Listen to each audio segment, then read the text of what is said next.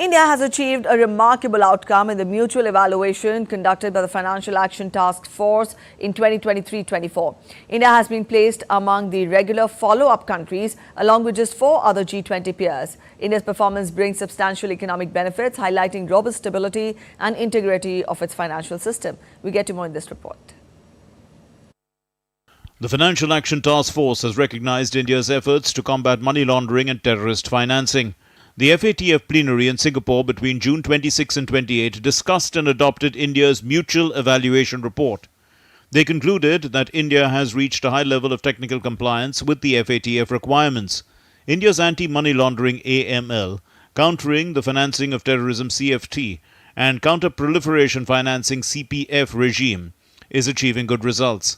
What we urge countries to do is essentially, put in place the necessary legislative frameworks, and it's important for them to also learn of each other, because there are some countries that are more advanced in this space, and actually there's a lot that can be learned from the countries that have actually progressed in their legislation. But very importantly, I also want to stress that having the legislation in place is not sufficient. What is really important is then fully and effectively implementing the legislation. India needs to reduce delays relating to money laundering prosecutions, but these are matters of the law taking its course.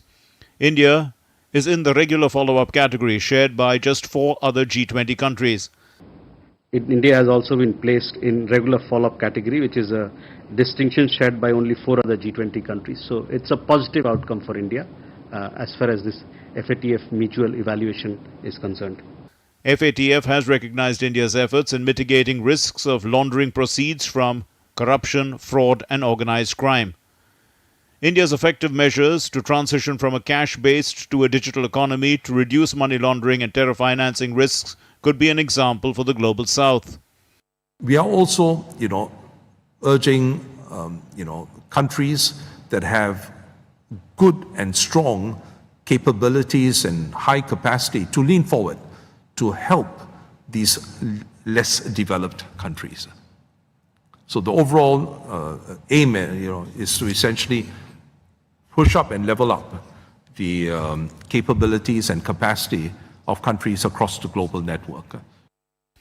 The FATF mutual evaluation demonstrates the stability and integrity of India's financial system. Good ratings encourage better access to global financial markets and institutions and increase investor confidence. It would lead to the global expansion of India's unified payments interface. India has been a member of FATF since 2010. Bureau Report, DD India.